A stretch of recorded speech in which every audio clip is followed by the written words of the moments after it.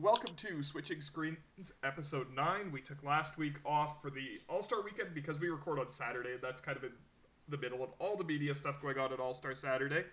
And this week we're back to talk the last third of the Raptors season and some championship tiers and playoff projections talk.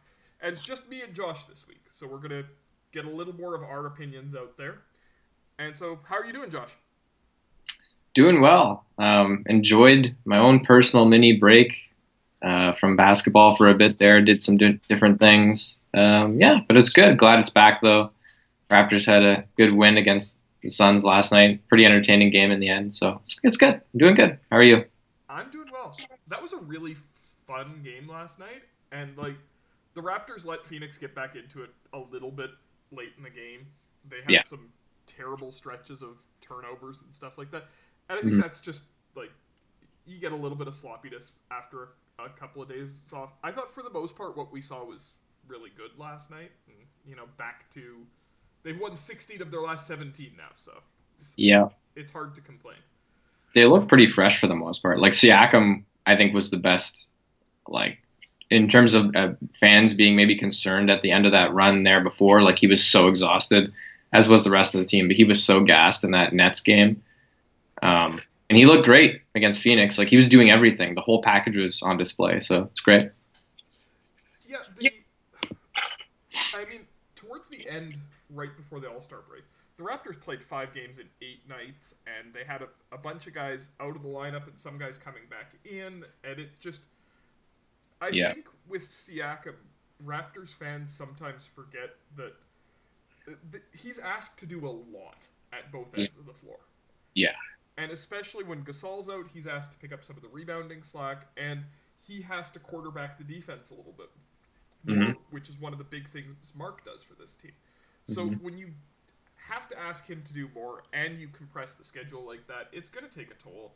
And I feel like those days off were probably pretty necessary for him. And we saw it last night with like a great 37-point performance. Yeah.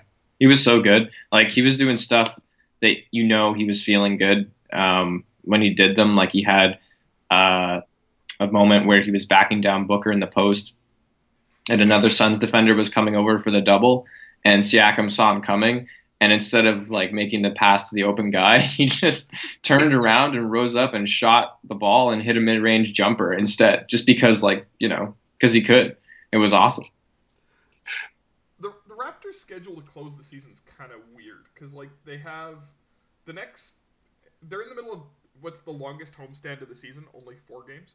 hmm But only one of them is really a tough game. That's Milwaukee, and then they go on a 5 game road trip. But the 5 game road trip is Denver is the first game, Utah is the last game, and then it's Phoenix, Golden State, and Sacramento in between. And then it kind of goes the same way for the rest of the season. They have some, Miami on the second last night of the season on the first half of a back to back. Yeah. In and other than that, it's a bunch of easier opponents right at the end. I do wonder whether some of these games, end of March, beginning of April against good teams, are going to be neither team's taking them too seriously because you don't want to give away too much, and seeding might be mostly settled by then. hmm So I wonder how much are you going to be looking for in results wise to close the season from the Raptors? Not not too much. I mean, I think the main thing for the Raptors, like for the rest of the season, is just that they should be focused on maintaining control of the 2 seed for Boston, because I think home court's going to matter for the Raptors this season more than it would say last season when they were the 2 seed. Um, so I think that should be like the main thing. They were talking about recently. I think it was Van Vliet had a quote about how like they still want to chase Milwaukee. So like at least, which they're probably not getting the 1 seed, but it's good to know that they're using that as like motivation, that they have a target, that they're set on a goal. So I think that's important. Like the outcomes of the games. I mean, at least like if you know that they have that set goal, then they'll be um, continuing hopefully to try hard in those games and looking to win them because they aren't very far away. Boston's just behind them, so they don't have like major control of that 2 spot yet at the moment. So that'll be interesting to watch. But in terms of like the actual outcomes, other than just winning for that purpose, I don't know. I mean, like, do you look at that stage of the season? Do you look at any of those games as statement games? I'm not really sure. Maybe like they play Milwaukee 3 times, so like it's kind of weird. Like you could win one and be like, okay, there's a statement game, and then all of a sudden you're playing them again, and it's like, well, we're right back here. Was it, And what if they win? And I think that stuff kind of gets thrown out the window. So I don't know. How do you feel about it? I feel a, a, very much the same way about it. There's the one game against Boston that's left on March 20th, and I see Yeah. that one as an important game just for the 2 seed purposes. Right. You kind of need Boston to lose some games at some point to hold the 2 seed. Yeah. And I know they're in the middle of a tough stretch of schedule right now. They have the Lakers and the Jazz coming up in the next couple days. And Mm-hmm. you hopefully you get a little bit of breathing room from them. But aside from that, I just want the Raptors to kind of finish getting healthy, avoid taking any more hits in that department. Mm-hmm. And what we saw last year down the stretch of the season, last year, without the championship picture of what Nurse can become when he needs to, knock down a couple of wins, I feel like at the All-Star break last year, a lot of Raptors fans felt like we weren't sure who Nick Nurse was as a coach yet.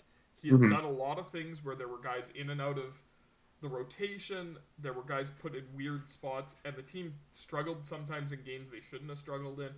Mm-hmm. And a lot of Raptors fans read that as Nurse might not be as good of a coach as we thought he was last year. This year, we see that very differently because we saw the playoffs last year, and we have a lot more confidence in him. I think we see the picture, which is he wants to know what he can do, and he wants to know which guys he can rely on when he needs to put somebody in a position to win a game. Mm-hmm. And I expect we'll see, similar to last year, where in the last month of the season, he started to lock down his rotation more and more. I expect that to happen again. And I hope with that we can get a little bit of a better picture of how competitive of a team the Raptors will be in the playoffs. But that is another hot topic of conversation. And I know you do some radio stuff, I do some radio stuff. We both have done some writing, and we both spent time on Twitter. So this conversation comes up a lot, where it's like, how serious of a contender are the Raptors? Mm-hmm. I have a hard time with this question. I know a couple times before on our show I've said I think they can take 4 games off anybody. I don't think they can get to 16 wins. And that's still sort of how I feel, but if they could take 4 games off anybody, part of me, there's still that voice in the back of my head going, well, then why can't they get to 16? Yeah. Where do you stand on that one? I mean, they could. Like, I'm kind of in the same category that I do think they could beat any team, or at least cause teams major trouble. And yet I don't see them rocketing all the way up to the level of the finals or winning a title this year. But I mean, they could, right? If you're saying that they can win against anybody, then you're saying that they have a chance to win the title, just by virtue of what that sentence means. So I think it's just a slim chance they would be able to do that. I think that's one of the more interesting things about the rest of this schedule, is that now that the Raptors are mostly healthy, we were talking about this a little bit before the show started as well, that now that they're mostly healthy, and Gasol still has some time before he's going to come back, it sounds like, but it'll be interesting to see the Raptors play mostly healthy against tougher competition. Obviously, the win streak was great. You play who's in front of you, all that stuff, it's fine. But a lot of that was against lower level competition, against sub 500 teams and whatnot. And now, out of the 27 games that are left, 14 of these games are going to be against teams that are 500 or better. So they'll have a shot, to go up against these teams. And there have been games like this season where fans, I remember a lot of Raptors fans on Twitter would be getting super upset because they're saying, well, and it was against a team that was like 500. Like some of the Miami games come to mind, where fans were like, wow, we would have won this game if we'd had so-and-so and so-and-so and we'd been healthy. But you can't know that until, you actually get some samples of that. So it'll be good to see the team mostly healthy, go against tougher competition. You might be able to get more of an idea of the ceiling. I think that's what Nurse is going to be looking for as well, locking some stuff down, like you said, rotation-wise. kind of seeing what he's got, what the upper level of his roster can do against these other elite teams. I think that's going to be fascinating because that'll give us a better idea of how far the Raptors can go in the playoffs. And that is, of course, assuming that the Raptors are going to be, playing hard every game. The teams that they're playing are going to be playing hard every game. But I think it will give us at least a little bit of a better idea. But yeah, I mean, I'm still not like I'm not one of those people who's ready to say that the Raptors now, because of what happened at the deadline, which was virtually nothing for most teams, are a title contender or that they should be in consideration to come out of the Eastern Conference. Yeah, it's hard to find that middle ground with this Raptors team, especially after Yeah, winning the title last year. People say, well, they have the championship pedigree. They do, and they they clearly have that confidence in themselves that they can get back there. That's like that stuff does matter too. But the I have a hard time with things like a team's record against over 500 teams and how much of an emphasis we put on that because and this will come up when we talk championship tiers later. mm-hmm. I'm not 100% convinced that, like, when you look at a team's overall margin of victory over the season, you look at their net rating, Yeah, and then you say, okay, yeah, but they're bad against 500 teams. But if they still have a really good net rating, like, those teams that are under 500 are still NBA teams. yeah, And if you're beating the heck out of those teams, if you're taking care yeah. of business every time, Mm-hmm. like, I think that matters too. It does. Yeah. And I think there's a tendency to disregard those games too much. So Mm-hmm. the Raptors have taken care of business this season, and I think that's an important thing. I think that's a sign of a team that is mentally in the place they need to be. Yeah. And like, we can go into how much Kyle Lowry plays into that, and Pascal Siakam and those guys have that mentality, and the Raptors, what I want from them going forward this season is I don't really expect a championship. I'd love to win one. But more than that, I just want to see a good competitive playoff run. I want to see them not go out sad like we saw before last year. Mm-hmm. And when we talk about the games against 500 teams also, I want to, that's where Kawhi makes the difference. Is last year they had injuries too, but Kawhi was the margin for error last year. Mm-hmm. And this year they don't have that. And that's what we've seen a lot this year is there's been games like that first game against Milwaukee where they played an awful first quarter, but they played Milwaukee even for 3 quarters after that. Yep, and Kyle was amazing. And it was a 4-point game in the fourth quarter, and they fell just short. Mm-hmm. But that first quarter is a lot of what people remember. So. Yeah, and they had just come off that Sixers series, like literally flown from Game 7 to do this. Yeah, I mean, it's the thing, right? I mean, there's obviously always more nuance than just like here's the teams they beat and those records and stuff. There's always like were guys injured? How was that team playing that night? Well, there's a lot of stuff that goes into it. Like the same thing with like that. I still have mixed feelings on the Sixers, for example, right? Because like you look at their overall record and stuff, and the disappointment and like how they're playing and whatever, but like they're still amazing at home. Like their record at home is still incredible. Yep. And yet on the road they're awful. So like it just makes them more confusing. But like those are still parts to that team. Like you have to recognize those. That's just like every game, I guess. So yeah, I mean, it's dumb to discount winning against sub 500 teams. Good teams generally, like the teams that are really, really good, they do take care of business against those teams. And I think the Raptors championship mentality, all those core guys, their chemistry together, all that stuff, that's all going to factor in for sure. Like this is going to be, I think, and this world, and now I think the word gets thrown around too much with this team.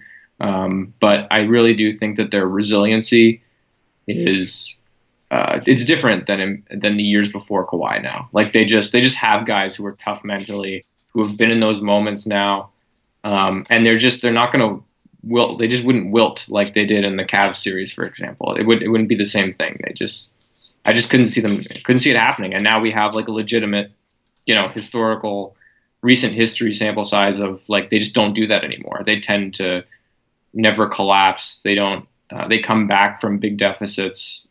They just don't lose that way. That Dallas game was incredible.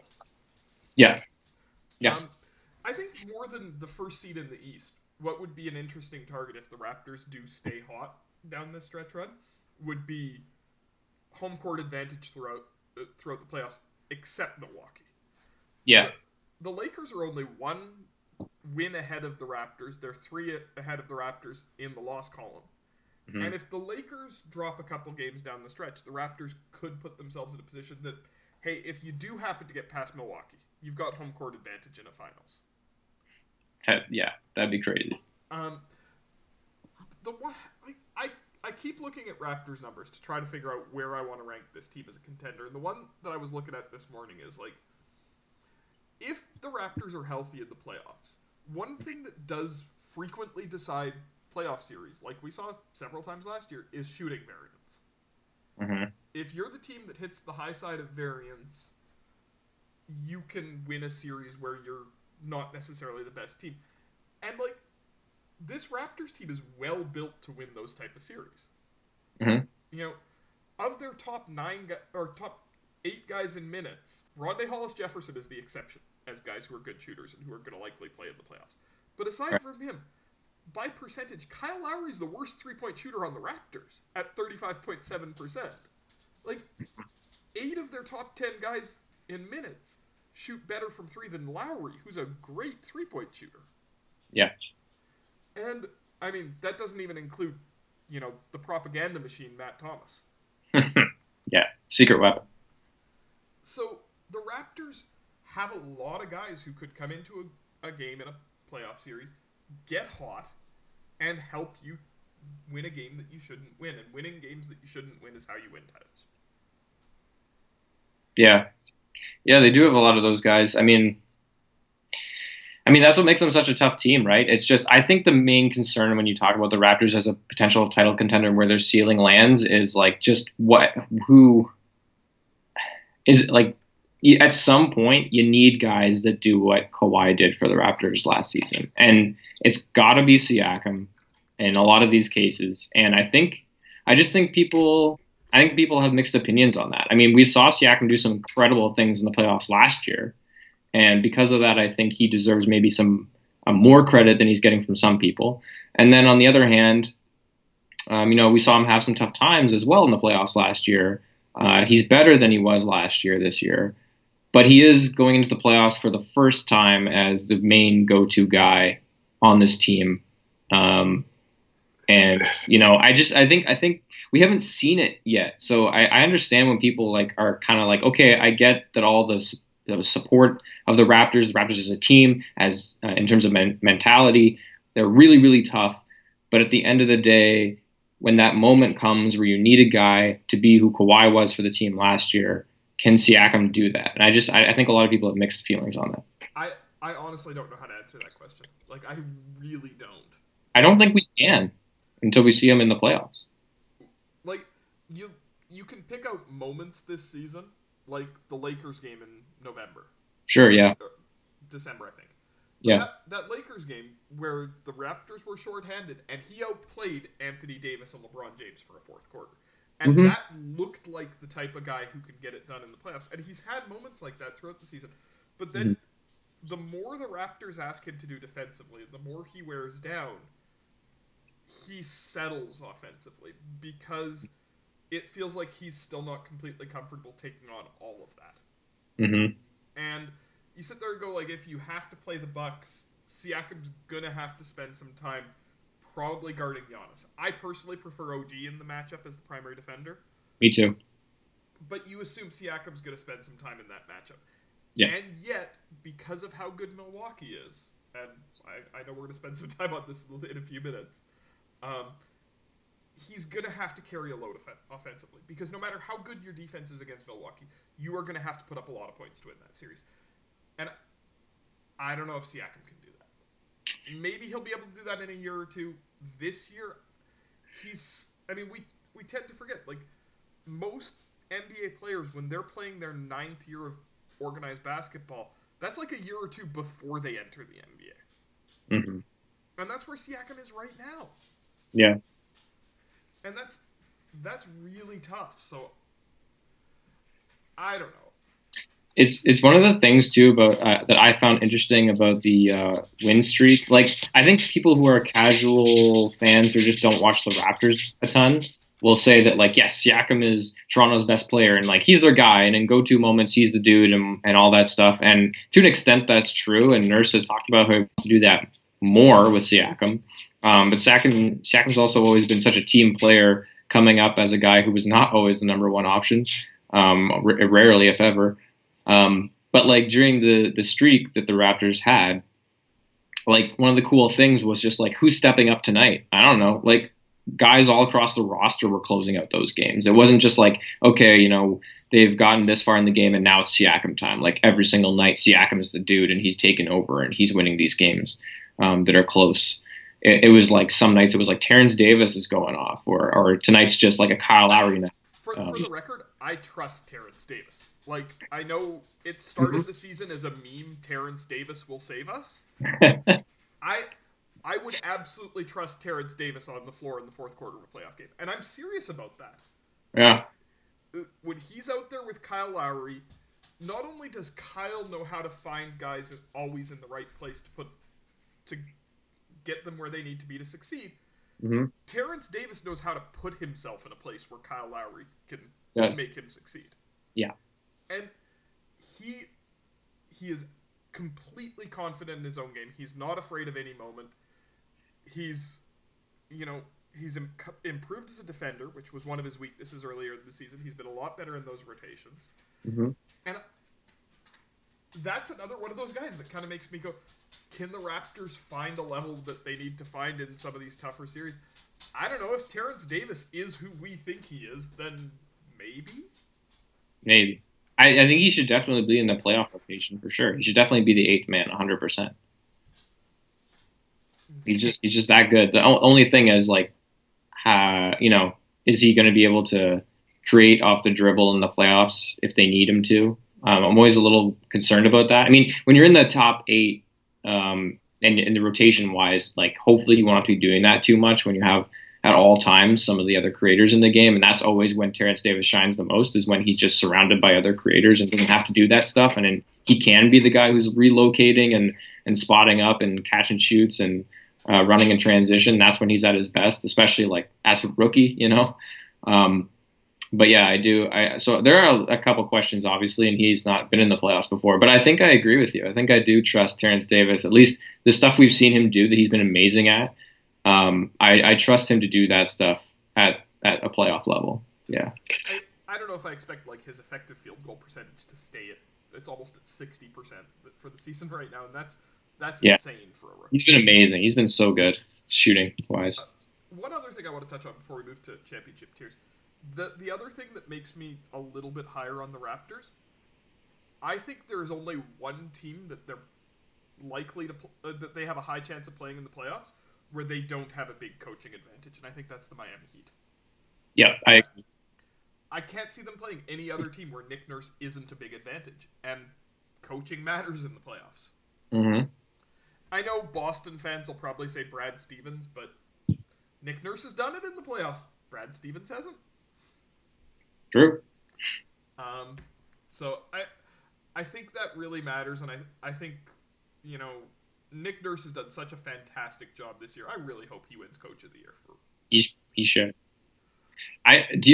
When you think of the Miami Heat in the playoffs, because I've been thinking about this recently, is Spo the guy that scares you the most out of like everything about the Heat, like even the roster, even Jimmy Butler? Yes. Me too. Spo is such a good coach, and in a way, if the Raptors can't be the team that wins the championship or it upsets Milwaukee, I almost want it to be Miami, just because I want Spoelstra to get the credit that he never got for the LeBron years. He's so good. All right. Yeah. I sent out a tweet a couple days ago that was I was looking at where I sat on different teams, and this is I've really come around on the idea of when you want to rank players or teams in the NBA, you do it by tiers, not by strict rankings, because strict rankings means eventually you come to two teams where you say, well, I think these teams are about equally good. I don't know how to rank them. And you're just essentially coin flipping it. Whereas if you do it by tiers, you say, okay, well, those two teams belong together. And I ranked the contender tiers, just to list them off quickly. My tier 1 was the Bucks. My tier 2 was the Lakers and Clippers. Tier 3 was the Raptors and Celtics. Tier 4 was the Rockets, Nuggets, Heat, Sixers, and Jazz, who I forgot in the tweet, but they should be in tier 4. And to me, those are fairly clear tiers. There was some disagreement about a couple of teams, but to start at tier 1, to me the Bucks are clearly head and shoulders above everybody else right now. And I don't think that should be controversial. They're on 70 win pace. They have a SRS above 10, comfortably above 10, and it'll probably finish the season there. They're the best defense in the league by like 4 points per 100 possessions. Mm-hmm. And they're doing all this with their starters playing like 30 minutes a game. Yep. The Bucks, I said this on Twitter yesterday. They should win the title. We should expect the Bucks to win the title. Mm-hmm. Chris Middleton's having a 50-40-90 season. Giannis is putting up like prime Shaq numbers with assists in less minutes. Like, they are terrifying, and their role players have fit in so well. Wes Matthews is having a great resurgence this year. Kyle Korver has been exactly what they wanted him to be off the bench. George Hill looks great, and I'm so happy to see George Hill. Look, like George Hill's shooting 51.1% from three. Mm-hmm. Crazy. They can beat you a lot of different ways, and they also just look exhausting to play against. And I know, Lakers and Clippers fans say, well, we have LeBron or Kawhi, but nobody has looked close to as good as the Bucks so far this season. And when do we get to the point where someone says, like, when, like you just said, the fans of the other teams, they go, well, we got LeBron, we got Kawhi. How, like, they got Giannis. So what? He's the best player in the world. And that, he is. Like, I am really tired of looking at Twitter and seeing things like, well, Giannis isn't as skilled as this guy. He is that skilled. He's as skilled as anybody else in basketball. Mm-hmm. They used to say that about LeBron, I remember. They used to say that when LeBron was younger. He's got no skill. He's just super athletic. Are you crazy? He has incredible basketball instincts. He's come a long way as a shooter this year. Like, he's shooting 30% from three on almost 5 attempts a game. That's not great, but when you have everything else he can do, it's good enough that when he's wide open at the three-point line, you have to at least think about it. And that's terrifying if you have to think about that, too. Mm-hmm. And then he's shooting, like 77% at the rim or something like that? Yeah, something. Giannis should win the MVP this year. He should probably be the Defensive Player of the Year as well. It should be unanimous. This is one of the greatest seasons of individual basketball we've ever seen. And I feel comfortable saying that. I think this is the best MVP season since Curry's 2016 year. Yep. Yeah. And so when it comes to the Bucks in the playoffs, pretty much the only thing that would concern me slightly is I still don't think Bud is a guy who raises his game in the playoffs.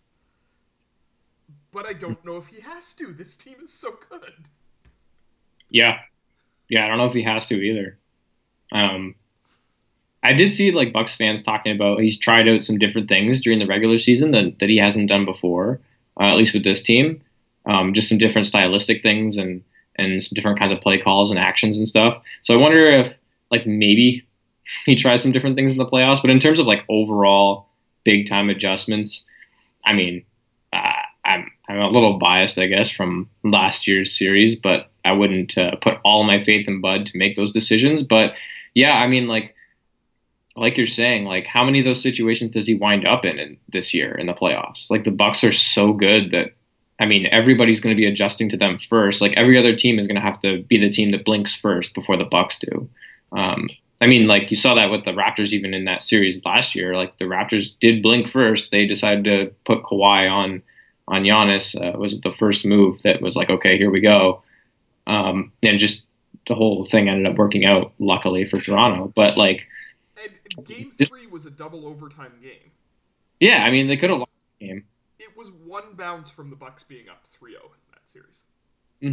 So like, and this year they're way better. So The Bucks are better, and also I don't think there's defense in the league quite like the Raptors' defense last year. And it took that great defense to slow down the Bucks last year. The Raptors might be the closest thing to last year's Raptors defensively in terms of a ceiling. yeah, And I still don't think they're quite as good. I mean, we no, could have a discussion about that.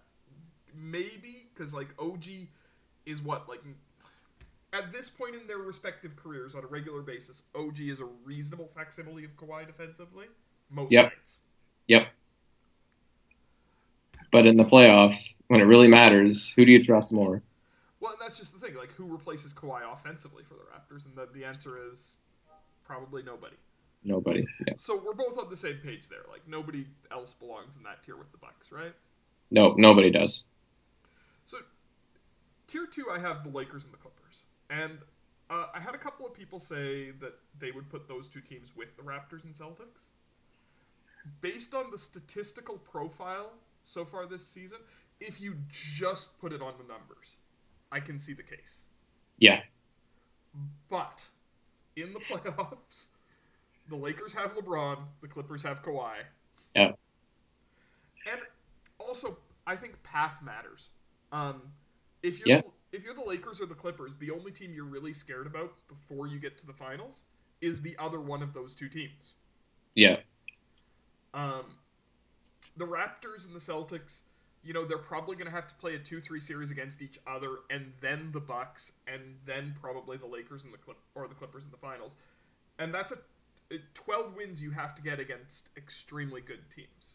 Mm-hmm. And you know, the Lakers, we had Damon on a couple weeks ago. Their chemistry has been phenomenal this season. LeBron has been amazing. The question that I still have with them this season, and the one question that's remained, is like the LeBron off minutes suck. Yeah, they do. Even with Davis on the floor. And that could get them into trouble in a playoff series. Is what happens when LeBron needs rest, because he's still 35. Yeah. He has played a reasonable number of minutes this season. Mm-hmm. LeBron is LeBron, and I always hate the idea of doubting him, but also, like, I have to believe he's still human, right? I mean, yeah, to a degree, right? Like at some point, like I remember in the 2018 playoffs when he like almost had to play, like he's playing multiple games where he was like playing the whole game, and I was like, this guy's like, he's starting to get up there. Like he shouldn't be doing this all the time. Like there's no way he can keep this up, and he did basically until the end of that whole run, and he got to the finals and carried that awful Cavs team all the way there, and it's like. And yet here we are, like a few years later, and he's still doing it. Like, oh my god. So, I don't know. I mean, do I trust the Lakers? Not entirely, but LeBron. But LeBron. That's always the thing here, but LeBron, and I agree with you on that.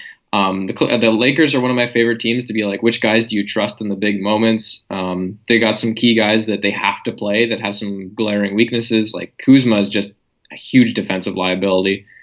And teams know it, and teams hunt him constantly. Oh yeah. Every time I watch the Lakers play against a good team, if Kuzma's on the floor, they're hunting for him. Yeah, I mean, and like they have to play Rajon Rondo minutes. That's what I was gonna say next. Yeah. And I don't know when also the last time a team had Rajon Rondo and he felt like he could trust him. Right. But the one thing you can trust Rondo with to a degree is like decision making, I suppose. But he's just got like the shooting weakness is obviously a big problem, and then like defensively, he hasn't been a good defender for years, even though people are always like, oh, playoff Rondo. He's a great defender. It's like, no, he's really not.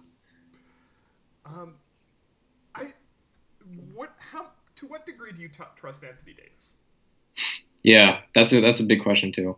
Um, I don't really know. I mean, I was listening to this podcast. I think it was a Simmons podcast, and they were talking about the All Star game, and and he goes that moment when Anthony Davis was at the line at the end of the All Star game. I think that's the biggest moment Anthony Davis has had in his career. And I was like, okay, first of all, no, but second of all, like you're not far off, which is kind of ridiculous. And then I started thinking about like, oh man, like, especially when he missed the first one, and I was like, okay, but I mean, he just, yeah, he hasn't been in that many big moments, Like, and that's the thing. And I don't know if like to what degree he's the kind of guy that if he gets caught up in the lights or not. LeBron obviously isn't, and I think like just having LeBron there will be extremely helpful. yep. But it's not always enough. Like in the 2011 finals, when LeBron was going through it and he was overthinking and just like was in his own head so much, like Wade was incredible. And even though Wade was incredible and he has an alpha mentality and is a leader, he wasn't able to pull LeBron out of it in that series. And sometimes I wonder like if that would happen, if that sort of thing happened to the Lakers, could LeBron pull Davis out of something like that if that would happen to him? I don't know if it will because I haven't seen him in enough of those scenarios. But yeah, I don't know. I feel like I should trust him, but I'm not sure. Like on talent, he's like the sixth or seventh most talented player in the league. Yes. And he's had these huge dominant games, like 50-point near 5x5s. Mm-hmm. But his dominant games haven't been in big moments. No. And like he's played what 9 career playoff games or something. Yeah, I think so. And, I just, and they him like they can't not have him at peak level during most of the playoffs. Like they absolutely can't. They need him to be great. I hate the hot taking of saying, we can't trust this guy because they haven't done it yet, because nobody's done it until they've done it. Right. Yeah, it's true.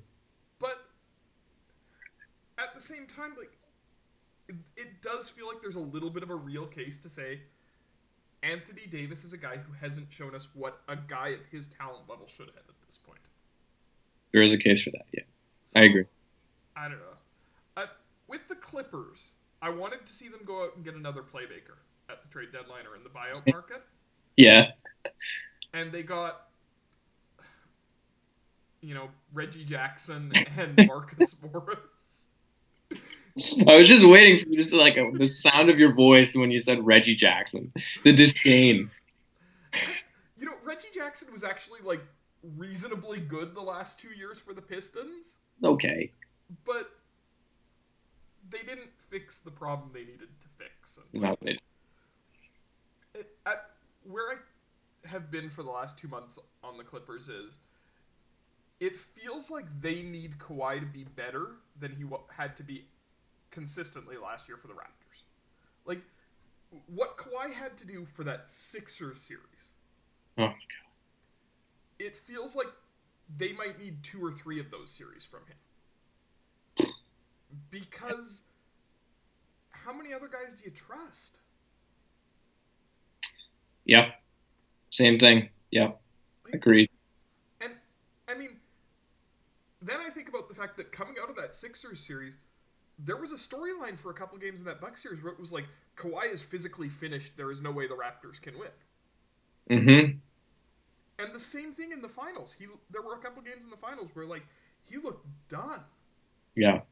And I don't know. But Kawhi. I mean, we're at Kawhi. the same place with the Lakers. But, but LeBron, but Kawhi. Like, how do you doubt these guys? Yeah, I mean that's the thing with Kawhi. Like he really did. I do think that Sixers series took a ton out of him because the 2 series after that, while he did show up in huge moments and was really really important, obviously to winning those series, there were like multiple games in both of those series that he just didn't have it. Like he just wasn't able. You could tell like the lift wasn't there. He just was exhausted and sore and injured and tired.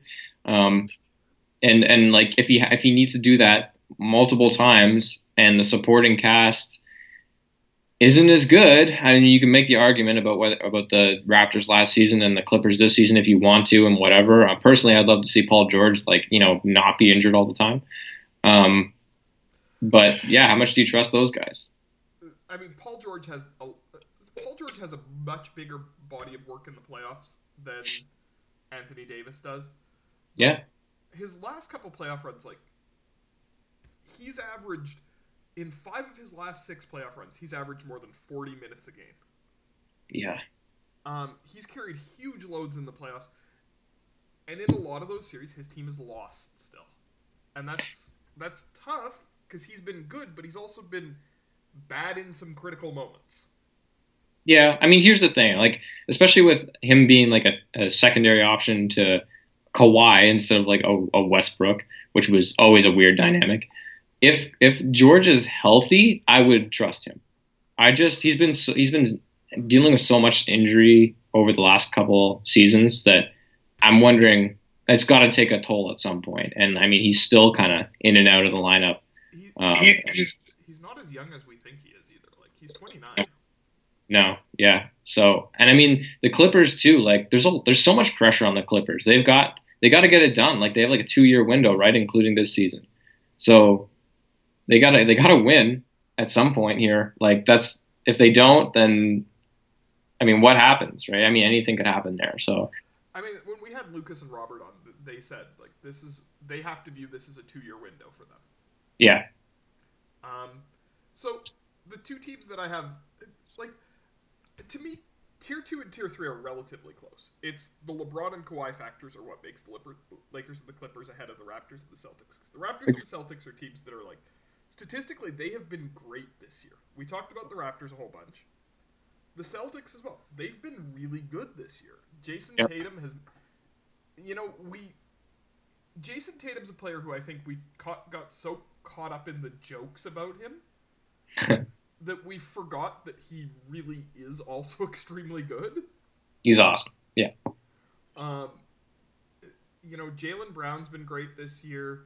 Gordon Hayward is looking more and more like himself as time passes. And that has taken so much off of what Kemba's expected to do Hmm. that they've really meshed well as a team. And my big question about them coming into the season was, well, okay, but they don't have a center rotation. They haven't really needed a center rotation. Ennis Cantor's No. been okay enough in the minutes he's had to play. Grant Williams, when he can play that role, when he's not too small for those matchups, he's been Hmm. really good for them. Right. And Yeah. Daniel Tice has been really good too. Yes. So I I feel like people are sleeping on Boston a little bit because Which is weird. it's weird, yeah.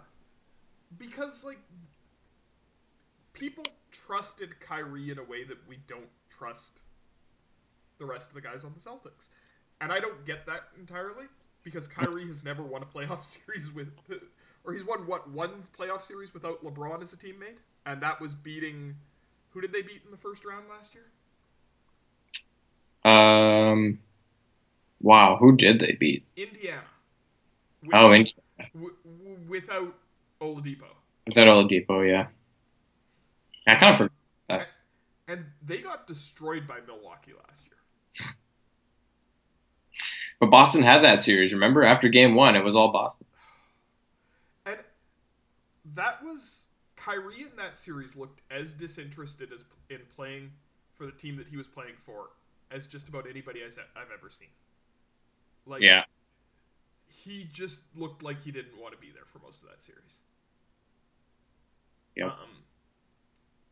But Boston, this year, they're more of a Brad Stevens team. It feels like these are the type of players he wants to build around. It feels like, Tatum and Brown are finally old enough to take the roles that they need them to take. Mm-hmm. If the Raptors run into the Celtics in the playoffs, I would not be comfortable predicting the Raptors to win that series. Like, I think Boston's that good. Yeah, I feel the same way. Watching Jason Tatum in that Clippers game that happened just before the break, he was incredible in that game. I think that's probably the best game I've ever seen him play. Overall, he was fantastic, and he was going toe to toe with Kawhi. He had a couple sequences of just like insane play on both ends where he was just like locking guys down, swallowing them whole on defense, almost OG style. And then on the other end, coming down and like splashing threes or getting right to the rim. And it was a game where, some of his criticisms that have been lobbed at him about like, when he drives to the basket and stuff, he always seems contact averse. Like he doesn't want to like actually take hits from guys and get right to the spot where he needs to finish every time. But he was doing it in that game. And like, man, I mean, just watching him like go to that level was kind of scary. In December, when we had Max Carlin on the pod, I brought up Jason Tatum's finishing at the rim because he was like somewhere around like 50-55% at the rim. Right. On the season, he's now up to 67.8%. Right. Maybe he listens to the show. He's come around the long way on those shots. I'm pretty sure his free throw rate has started to come up as well. He's getting to the line more. And he is one of the absolute best wing defenders in the entire league. Yes. It's awesome. And like what we talked about earlier with Pascal Siakam, where one things that Pascal Siakam's still working on is carrying that offensive load as well as maintaining his defensive intensity. That's something that Siakam has sometimes wavered on this season. Sometimes his offense has slipped because of what he's trying to do defensively. Sometimes his defense has slipped because of what he's trying to do offensively. Yeah. That's a balance that Siakam's still working on. I think Jason Tatum has figured it out. Yeah, I would agree. Yeah. So I really like Boston. I think they should be viewed as in that tier with Toronto, where if it's not Milwaukee, it's probably gonna be one of those two teams. Mm-hmm. Yeah, I would agree. I would not feel comfortable as a Raptors fan going into a series against the Celtics. And that brings us to the fourth tier, which is where most of the criticism came when I put this out. The Rockets, Nuggets, Heat, Sixers, and the Jazz. And we're going to touch on one other team at the end there, because there's a team that I have no idea where to put. I'm interested in that team. I know what it is.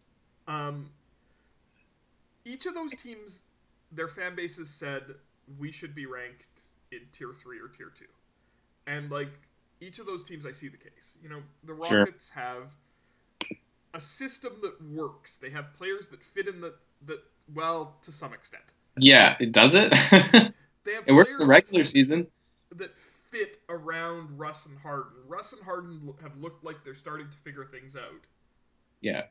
My Rockets criticism is they only play one way. That's it. And if it works, great. They might be able to beat anybody if it works. If they get into a series where 2 games into the series, they all of a sudden realize we are not going to win this series playing small ball, they have no options. There's nothing they can do about it. They just lose that series. And there are teams that they could run into where I can see that being a problem. Multiple teams, yeah.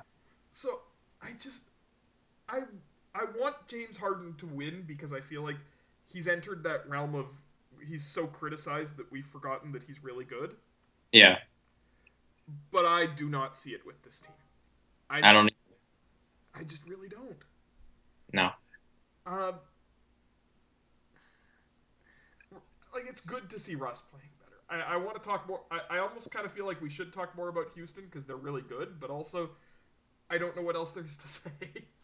I just don't believe in this team. Like, I've said this from the beginning of the season. I just don't believe in it. I don't love the Harden-Westbrook fit, even though, like, they've finally done what I think all of us thought was pretty obvious from the beginning. Like, stop having Westbrook shoot threes and get him going towards the rim more. Harden can space the floor, and they've got a bunch of other guys that can shoot. Like, maybe that's a good idea. So obviously that's working a little better now. I still don't think their playoff ceiling is that high. I'm always concerned about the style of play, the isolation heavy load that's on the top 2 guys, especially Harden, just all year long. And then he gets into the playoffs where all of a sudden things slow down a little bit. Defenses are tighter. There's fewer possessions, and he's still doing the same thing. And it's all on his shoulders. And guys are looking at him like, I mean, you got to do this. Like, you're out there dribbling every night for 13 seconds and taking shots and whatever. Like, this is your time. We've got all the way here with you doing this. I don't believe in that it's going to work. And they doubled down on it with the small ball thing. And I think that creates a lot of matchup problems for some really elite teams that they could run into. I just don't see it. So I love Robert Covington. Like, Sure, he's great. I love Robert Covington. I think he fits. He's going to be in a role where he's going to be asked what he should be asked to do on this Houston team. But at the same time, Yeah. I agree with you. And then I look at the fact that if they get to the conference finals, by the time they get to the conference finals, PJ Tucker's 34-year-old legs will have logged like 3,000 minutes of guarding guys who have like 6 inches on him. Yeah, poor guy. Do I think PJ Tucker can like keep in one piece doing what they're going to ask him to do throughout the entire playoffs? I have no idea. I don't know. I feel bad for him. I like PJ Tucker a lot. I love that he like is kind of looking at this and like, I mean, I don't know for sure, but I imagine he's the kind of the guy that will be like, well, I mean, I can do it. If I really want to, I can do it. I'm a great defender. I know I can cover these guys. But at the same time, it's like that guy's going to get so exhausted and beat up, and it's going to be brutal. And also, what happens if a team makes Russell Westbrook take jump shots in the playoffs? They're going to. It's going to happen. Like, this is part of the reason I don't trust the Rockets. I don't. Russ is, when he gets to the rim, he's still really good. When he doesn't get to the rim, not good. Yeah. so, and he's doing, he's having the second most isolation plays in the league behind Harden, his teammate, just like when Harden and Paul were teammates. They run isolations on, I think it's like 22% of their possessions, and the team that runs the second most isolations is at 8% of their possessions. It's insane. Like, it really is part of the reason. Like, it's part of the reason that I think the Rockets won't go that far in the playoffs. But at the same time, it's so impressive that Harden's been doing this for years. And it's fun to watch them play a different brand of basketball than everybody else. That's true. Yeah. So the Denver Nuggets is the one that the conversations around them really made me a little bit rethink it. Mm-hmm. I do believe in Denver a little bit. I think they're really good. I think Nikola Jokic is one of those top tier players who can really create problems for a team in a playoff series. And honestly, I think he can create problems for both the Lakers and the Clippers in a playoff series. Mm-hmm. I don't entirely trust their guards. They're great against the best teams in the league. They have the second best record against teams over 500, I believe. Mm-hmm. They also, their SRS just isn't that good. Their net rating isn't that good. They have a lot of troubling bad losses. And when I look at all this stuff, I kind of say, like, am I sure I trust this team? If I had a tier 3.5, Denver would probably sit in it. Because I think I like them a little bit better than the other tier 4 teams. I don't like them as much as any of the teams ranked above them. Like, they lost to Washington this season by 14. When I look at their losses, Detroit, they lost in overtime. They've lost twice to the Pelicans, and that's before Zion was playing. Mm-hmm. They lost to Cleveland. We talked before about, do games against bad teams matter? I think they do. Yeah. And I think when, they've lost to Sacramento, they've lost to Atlanta. I think this is saying something when they've lost to all these bad teams, and it says something about the mentality of this team. And, like, when I talk to Denver fans and they say, yeah, but Michael Porter Jr. has been really good over the last stretch, I'm really happy about that. I like Michael Porter Jr. He's also played, like, 500 career NBA minutes. Mm-hmm. I want to pump the brakes on saying this guy can make a difference in the playoffs. Sure. So, I don't know. I'm a Canadian. I want to like Jamal Murray. I want to cheer for Jamal Murray. Do I trust Jamal Murray? Not entirely. Nah. So, I don't trust him at all. But I love Jamal Murray. I love how he's such like a spark plug guy. Like, he just all of a sudden will score 50, or he's like gonna go 8 of 35. I don't know. Where do you sit on Denver? Do you trust this team? Do you see them as a real playoff threat, or are you more worried about them? I don't know. I think this is one of the teams I'm more confused by, and I would probably like be the guy out there polling Denver fans about this more. But yeah, I don't know. I don't know how confident I am, and again, part of it does go back to their top end guys. Like, there's some guys I really like on this team. Like, Gary Harris, I don't think has been that great this season, but like I like Gary Harris as a player. Paul Millsap, I like as a player. He's a glue guy, and can be like a high level glue guy. Um, I wanted Jamal, I wanted Jamal, Paul Millsap for the Raptors when they got Serge Ibaka. yeah, yeah, I remember. Yeah, Raptors. Paul Millsap was one of those guys that like was in a multiple Raptors, fake Raptors trades. He's up there with Kenneth Faried, who I think is still put in those fake trades. Yeah, but I mean, like, I don't know, like Jeremy Grant, like, yeah, like I like him okay. Like, this team is full of guys, and I'm like, yeah, that guy's all right. But like, and then their top end talent, like Jokic, uh, do I trust him? I don't really know. He And was I he was phenomenal in the playoffs last year. yeah, he was, he's great, but at the same time, I don't know what it is about him. I just when he's your best player. He has that Kyle Lowry thing where he doesn't look like a guy who should be a dominant player. Yeah, it's weird, but I mean, like he's maybe the one of the best passing big men we've ever seen, and he's a great offensive player. Um, and you just, yeah, I don't know what it is. And then Jamal Murray, I've already said, like he I could think go the off thing on a about game. I think the thing about Jokic is he's not a takeover scorer, No, he's not. and they don't have another guy.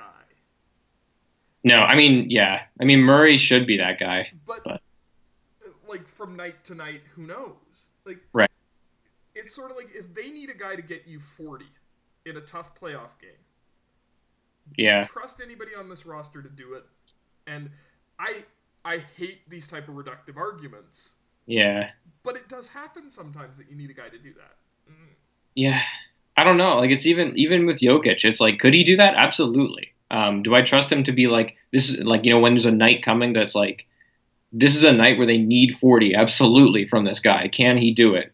And he knows it going in, and the other team knows it going in. Like I don't really know.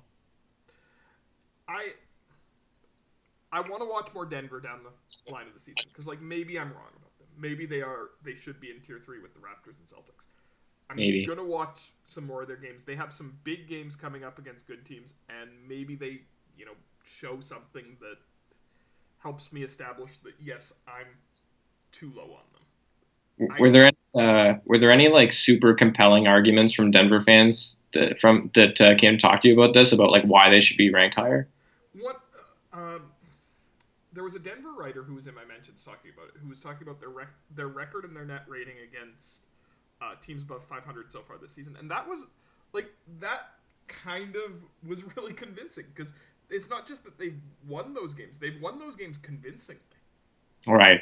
And that to me was kind of like, well, okay, if they can consistently play against these teams that they're gonna have to play in the playoffs and play well and create problems, then maybe there's something I'm not seeing there. And that was kind of why I wanted to go back and say, okay, I'm over the next 2 weeks, I'm gonna take Denver. I'm gonna make it a focal point when I'm not watching Raptors games to try to watch more Denver games and try to see if there is something that I haven't seen yet.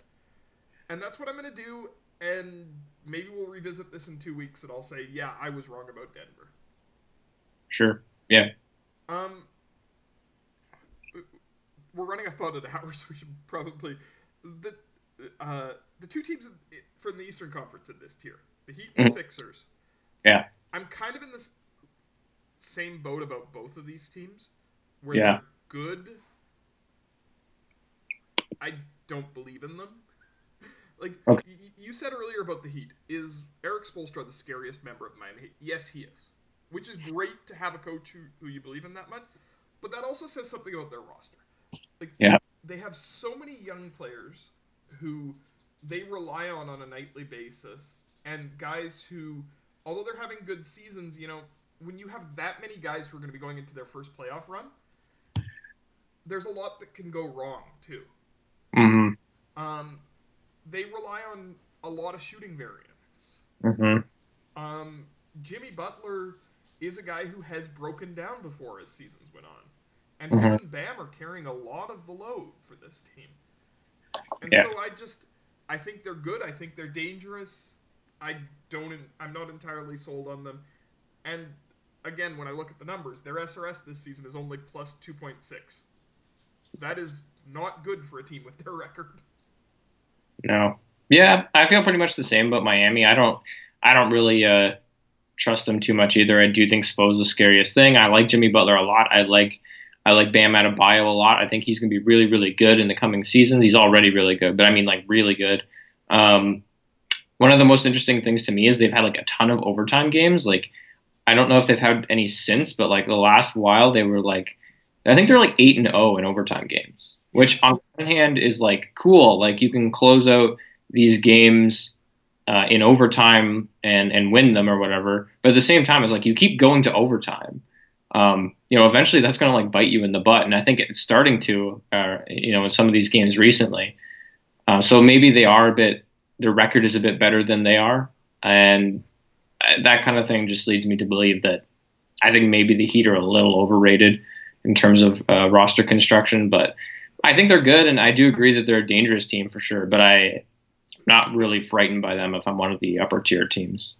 They also haven't been that good recently. They're like, you know, 11 and 12 in their last 23 or something like that. Like Mm, they've had a pretty solid run here of playing 500 ball, and yeah. that maybe they overperformed to start the season, and they aren't quite the team that we thought they were. That wouldn't be surprising to me to find out. Me neither. And they just had that bad loss to Atlanta the other night too. Philly, I'm kind of in the same boat on. Like, I picked Philly to win the championship in preseason. I think this is one of the most talented teams in the Eastern Conference. And, like, you look at that big Christmas Day win against Milwaukee. They looked like the terrifying team we thought they could be. Hmm. More nights than not, they look like they don't know who they want to be. Yeah. And I just before I get to the point where I believe in Philly again, I need to see that they can show for a stretch of like 5 to 10 games that they have an idea who their identity is as a team. And Sure. I haven't seen that this season. So they have some big wins, they have some great wins, they have some terrible losses. The body of work is kind of not good. Yeah. It really isn't. I don't know. They're the most confusing team to me in the league, I think, right now. Incredible at home, awful on the road. They don't, like you're saying, they don't seem to have an identity, and I think that's their biggest issue. I mean, the identity in your head, even when this team was first constructed, is pretty easy to see, right? Like a gigantic, huge wingspan, awesome defensive team that needs to get runouts to score, and is going to have to rely a little bit more heavily on guys like Josh Richardson and Tobias Harris. Questions to figure out, like, can Embiid be your closer? Can a guy in the post be closing games? Stuff like this. Where does Ben Simmons fit into all of this? And they still haven't figured it out. It's still like, oh, Embiid's out tonight. Ben Simmons is running the show, and we know what that looks like, and it's been really good. Simmons is out tonight, and Embiid's out there doing it, and it looks really good, but for different reasons. And they just, when it's all together, and they have all this talent, they still just don't know exactly how to use it to the best of their ability for a consistent period of time. And this is why I thought at the deadline that they should have been the team, and maybe they were, and just behind the scenes and just nothing materialized.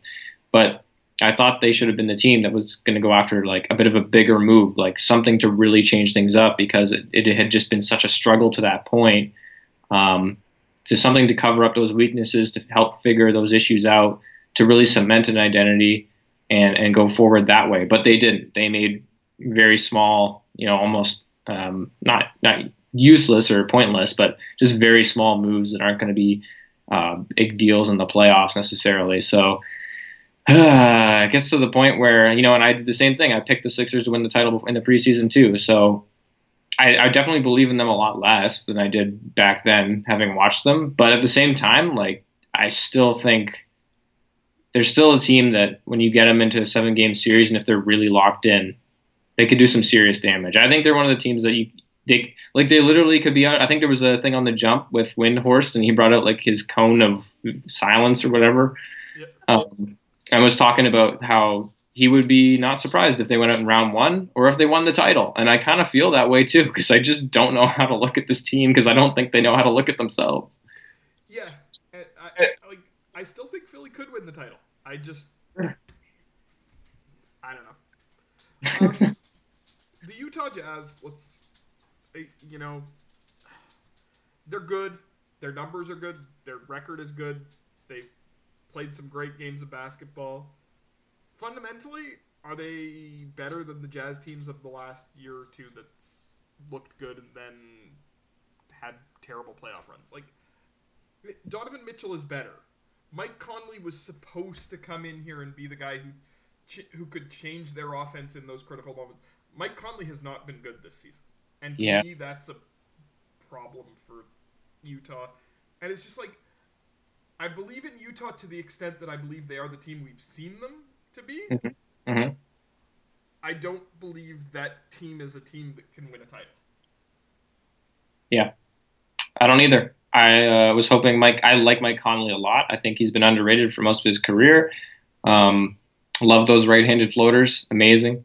But he just hasn't been good this season, like you're saying. And in the moments he has been, it's been very fleeting. Mitchell's like, I think he's improved, but I wouldn't say he's improved like so significantly that you're like, yes, this guy can take over an entire playoff series and win that way. Gobert is what Gobert is. He's the same player essentially as last season, and then you've got the supporting cast. So yeah, they kind of top out to me as like a solid, good playoff team, but I don't see them winning more than probably one round in the playoffs. All right, let's talk about the the weird one to me. A mystery team. I couldn't place this team. I think this team belongs in the championship picture somewhere, I think, Okay. but I can't place them at all. They have the best offense in basketball. Mm-hmm. They're 34 and 22, and they're way ahead of where anybody thought they would be. Mm-hmm. And I have no idea if I believe in them. And that's the Dallas Mavericks. Like, we're 2/3 of the way through the season. Luka Doncic is 21 now. Or no, he turns 21 next week. He's still 20 right now. Oh my God. He has the highest offensive player impact plus minus in the entire league. And like by a full point. Insane. He is so incredibly good offensively. And he is driving this team and they keep winning. And Yeah. they have some bad losses. Mm-hmm. They have some great wins, like Mm-hmm. a lot of the other teams in Tier 4. They look like a team that could scare you because, like, the criticism of a lot of those Tier 4 teams is, do they have a guy who's a finisher? And when we talk about, Denver and Utah and the Sixers and the Heat, there's this question of, like, who's your guy? And, Mm-hmm. the Heat have Jimmy Butler, but Jimmy Butler has shown an inability to sustain that for long stretches in the playoffs. Luka's never played a playoff game, Mm-mm. but he's won European championships. Mm-hmm. And he's been the leader of a team that wins European championships. Mm-hmm. And, like, we've never seen a 20-year-old do this before. So, is Dallas the team that they look like right now in the season? A team that can take games off of anybody on any night and can just, like, put up ridiculous point totals? Is that who they are? Or are they a team that's going to turn into fool's gold in the playoffs? I have no idea. Yeah. It's weird. I feel like I would bank on them being more of the former. I could definitely see them just like falling apart in the playoffs, I guess. Box and one on Luka. But I mean, I don't know, man. Like Luka's so good. I know he needs to play a playoff game. Like we're talking about with all these other guys and what they've played and what they haven't and all that. We have not seen Doncic play an NBA playoff game. You're right. He's different because he does have some background, obviously in Europe that was big levels there and important there at a young age too. And part of the reason that makes me want to believe in Luka, even though he hasn't played an NBA playoff game, is just like more than the fact that he's been in those moments, was that he loved those moments. He's that guy. He's the guy. He's an alpha mentality kind of player. He's the guy that wants those moments. He's very emotional and vocal about it in game. He loves that stuff. So he trash talks fans and opposing benches all the time, and like, yeah, he's so much fun to watch. Yeah, he's incredible. In a way, he's doing like a lot of people have compared him to Harden and I mean, there's a comparison there in the way that I think like he runs his team. He's the driving engine of the Mavericks, and without him, they wouldn't win probably a single playoff game. But yeah, I mean, he's so much fun to watch. I want to bet on him as like I would believe this guy could be the best player in any given playoff game against almost any other player. I really do think they could just take games off of almost any team on any given night. I just their defense, you can't rely on the defense. Like their defense is not good enough to win a playoff, like more than a one or two maybe playoff series. I agree with that. I also think like Dwight Powell getting hurt was a big deal for them. Yeah, it was, yeah, for sure. But That sucks.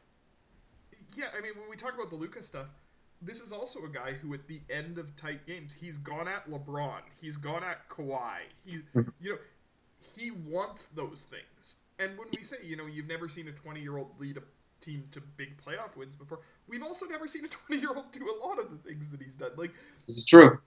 This guy lives in territory of we've never seen it before. So Yeah, I don't know. I felt weird leaving them out of the championship tiers, and I feel uncomfortable putting them in any of those championship tiers. yeah. I mean, I don't know if I would put them in. Like, I don't view them as a legitimate contender, so I probably would keep them out of it. But at the same time, just like when you have a player like Luca, and I've thought about him a couple times. I suppose like he's definitely a generational player. When you get into the words like transcendent and stuff like that, I have to think more as a player. Like players I view those kind of players are players that like change the game, like LeBron James and Steph Curry and stuff like that. But I mean, look, this dude is 20. He's about to turn 21, like you said. He's in his second year, and he's averaging 29, 10, and 9 essentially. That's insane. And here's the statistical case for them. Their SRS so far this season is plus 6.11. Yeah. Historically, the profile of a contender is a team with an SRS over 6 at the end of the season. Mm-hmm. Unless they fall off a cliff in this next month and a half, they're going to be there. So if you looked at it purely by the numbers, you'd have to say you have to consider them an outside contender. But, like, it's natural not to want to trust them, too. And I don't know. I'm excited to watch Luka in the playoffs because he's the only 20-year-old I can remember who I just don't expect him to fall off in the playoffs. I expect him to be the same player he is. Yep, I don't expect him to wilt at all, which is going to be awesome because I'm really excited to see him go against an NBA defense, playoff level defense that is locked in on him for a 7-game series. Like I really want to see what he's going to do because he's everything to that team. Like he is the motor of that offense, that great historical offense. That's him, and that's how they win the games. Like they're not going to win with their defense, so they need that. And I really want to see how he responds to those schemes. So I know you have to go here because you have a radio thing coming up right away. I just want to quickly ask you: there are 2 teams over 500 we didn't mention at all, or well over 500 that we didn't mention at all. Sure. Indiana and Oklahoma City. We're both comfortable saying those teams aren't contenders at all. Yeah, they're not contenders. OKC more than Indiana, though. I love Chris Paul. I love Shea. OKC's been so much fun to watch this season. They're not a contender. Agreed. So, all right. Well, I guess I'll let you plug your radio appearance that you're doing here in a few minutes. Yeah. I'm doing a radio appearance on 590 The Fan, Sportsnet 590 The Fan. You can tune in and listen to me talk Raptors. We'll probably talk about a couple of things we talked about here, maybe schedule-wise towards the end of the season. Might talk a little bit about that Suns game last night. So yeah, I'll be doing that at 4:40 Eastern time. So if you're listening to that and want to hear me talk more about the Raptors, then you can hear it on there. So that'll be fun. All right, and I'm as always here every Saturday, and I stream video games on this Twitch channel on a regular basis. If you're watching on YouTube, it's twitch.tv/Barold. Find me on Twitter at Anthony SM Doyle, and we both write for Raptors Republic. Hell yeah.